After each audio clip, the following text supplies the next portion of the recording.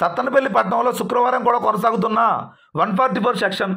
ఇక పూర్తి సమాచారం మేరకు పల్నాడు జిల్లా సత్తెనపల్లి నియోజకవర్గం సత్తెనపల్లి పట్టణంలో శుక్రవారం కూడా 144 సెక్షన్ కొనసాగుతుంది.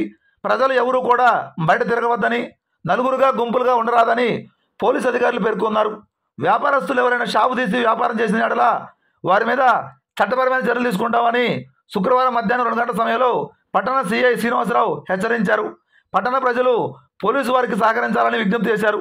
ఈ బందోబస్తు కార్యక్రమంలో సిఐ శ్రీనివాసరావు, ఎస్ఐ సంధ్య, ఎస్ఐ జగదీష్ తదితరులు పాల్గొనడం జరిగింది.